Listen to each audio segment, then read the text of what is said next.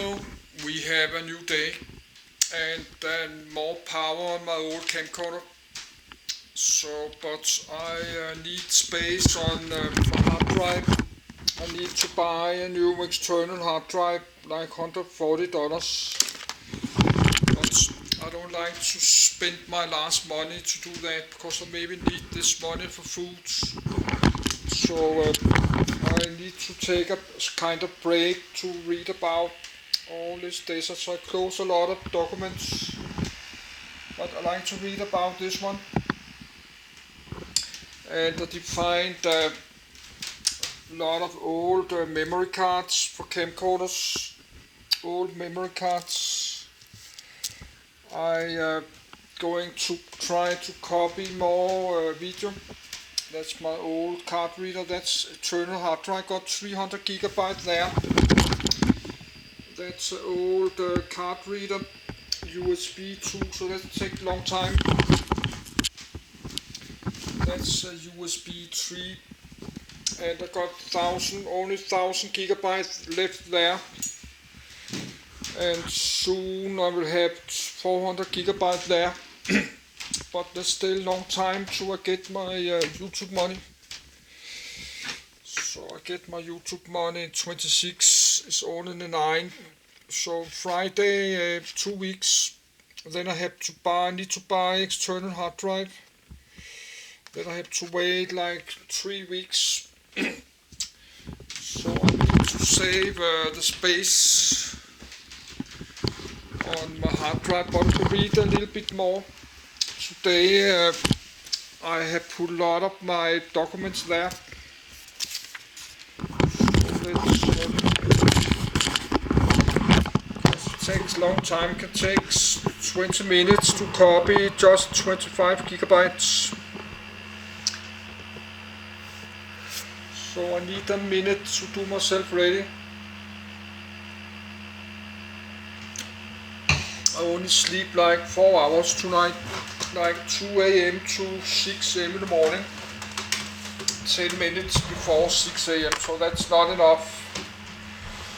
And now it's 11 a.m. So still got some hours left today. Check my cell phone, get something to drink.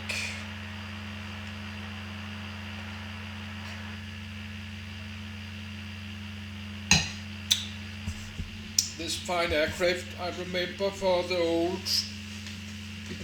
old Microsoft flight simulator, the FSX, I think. I fly more than 100 hours this one. That's a super nice, super long range.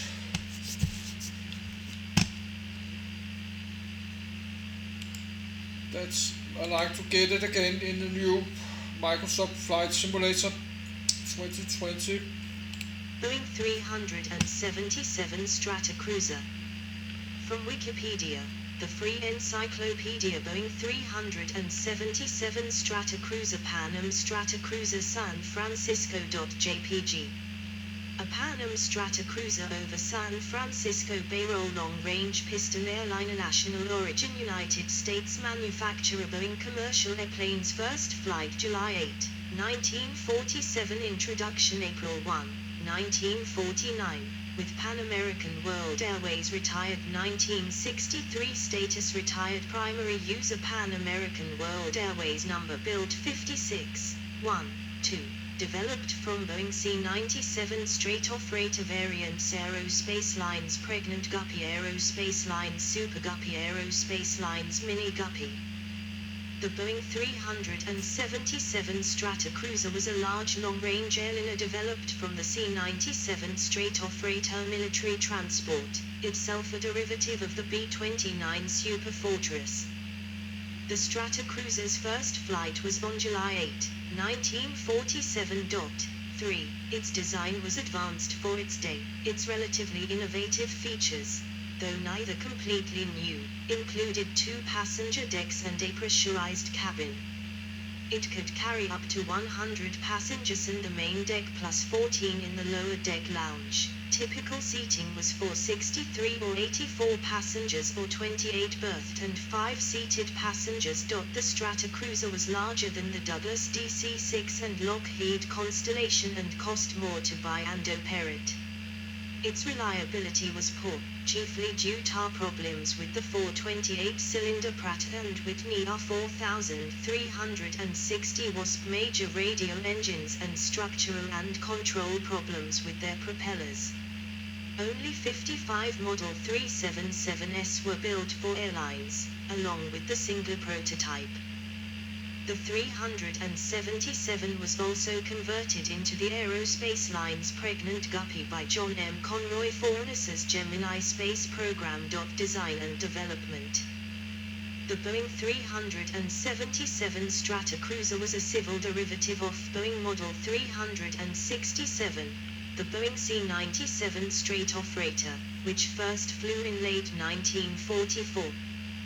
William Allen, who had become president of the Boeing Company in September 1945, sought to introduce a new civilian aircraft to replace reduced military production after World War II. 4.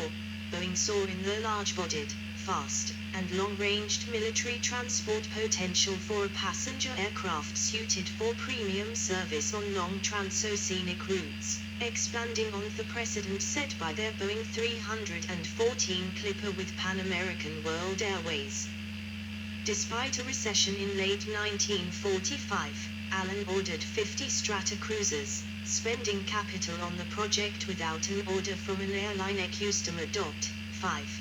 His gamble that customers would be interested in Boeing's unique and expensive new airplane turned out to be correct for a brief period.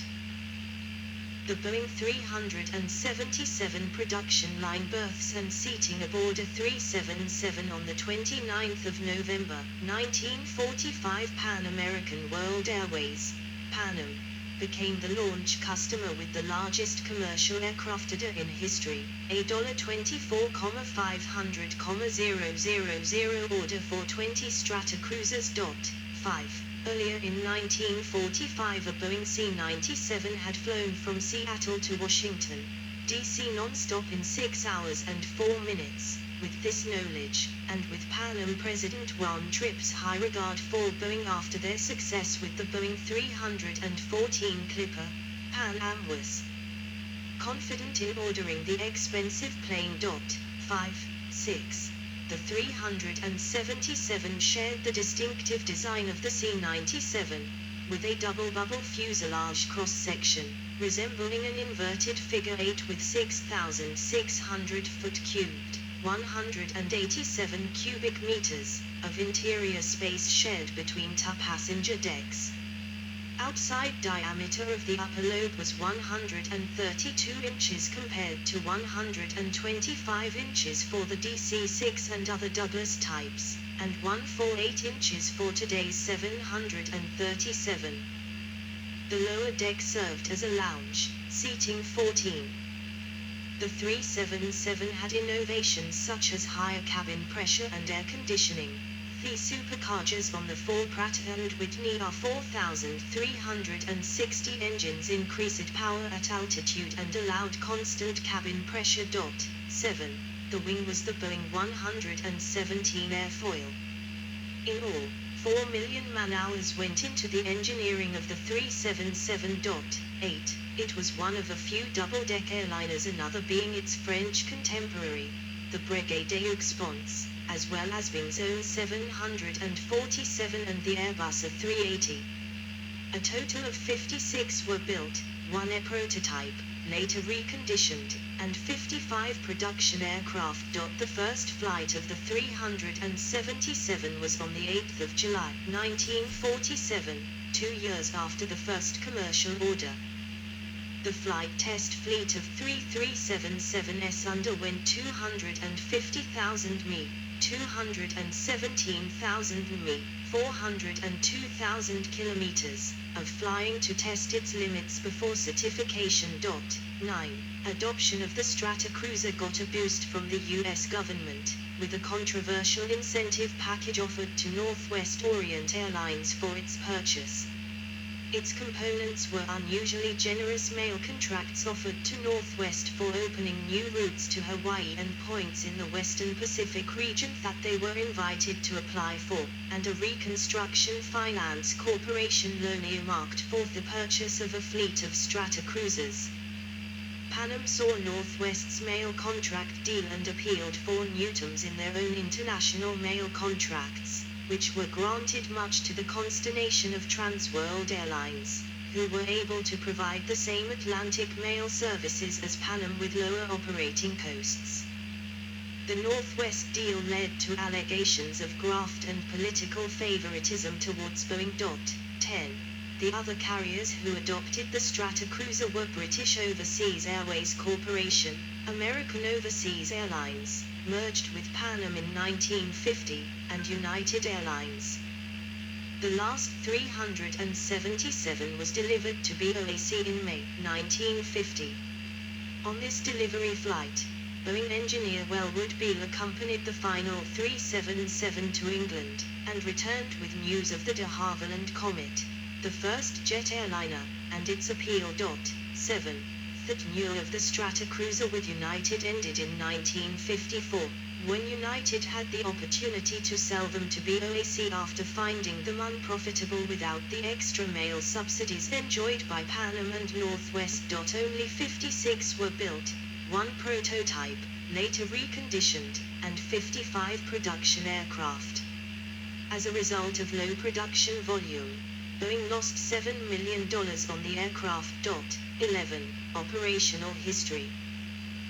A United Airlines 377 over the Golden Gate Bridge bought Stratocruiser as the launch customer. Pan Am was the first to begin scheduled flights from San Francisco to Honolulu in April 1949. At the end of 1949, Pan Am, BOAC and American Overseas Airlines, AOA, were flying 377s transatlantic, while Northwest Orient Airlines was flying in the United States. In January 1950, United began flights from San Francisco to Honolulu. Stratocruisers were pressed into emergency military service after the onset of the Korean War. 10. In late 1950, Northwest Stratocruisers were serving New York City, Chicago, Detroit, Minneapolis/St. Paul, Milwaukee, Spokane, Seattle, and Honolulu. 12. By late 1952, Northwest Stratocruisers replaced DC-4s to Tokyo via Anchorage, Alaska. Winking Sad Smiley. 13. Northwest replaced the Stratocruiser on the Honolulu run in 1953, 14, and to Tokyo in 1955. 15. For a short time, Pan Am 377s flew to Beirut, Lebanon, but after 1954 no. 377 was scheduled east of Europe or west of Singapore. In 1954, United Stratocruisers flew Los Angeles to Honolulu and between Seattle and San Francisco. Winking Sad Smiley. 16. United's B377 flights to Honolulu were all first class. In 1955, BOAC 377s had 50 first-class seats, fare $400 one-way New York to London, or 81 tourist seats, fare $290. 17.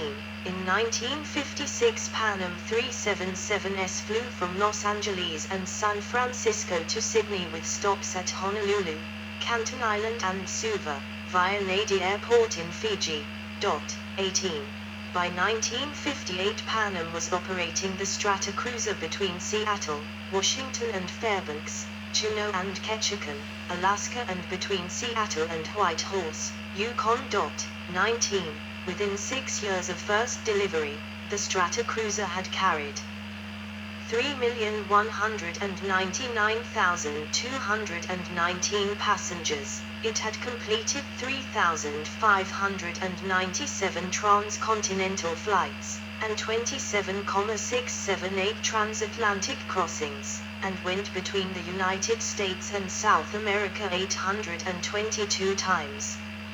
In these first 6 years, the Stratocruiser fleet had flown 169,859,579 miles, 273,362,494 km.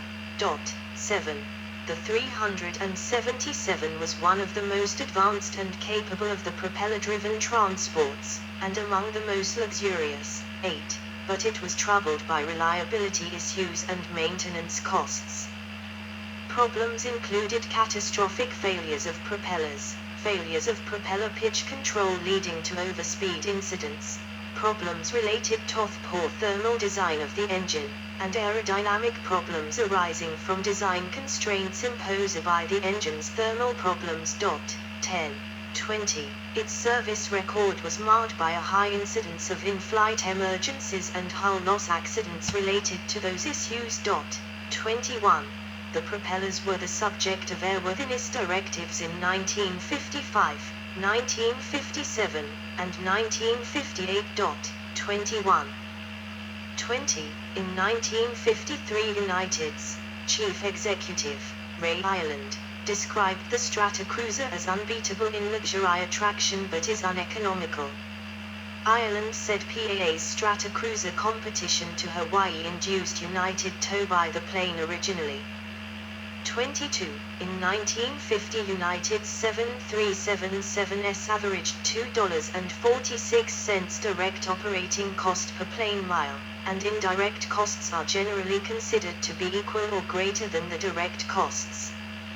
23. Most operators were using Stratocruisers on long-range routes where higher prices could be charged, offsetting higher operating costs. 24.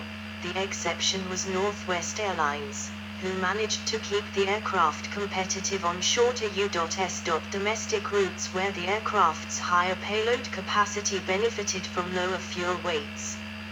United, however, could not integrate their 6-plane fleet of 377s.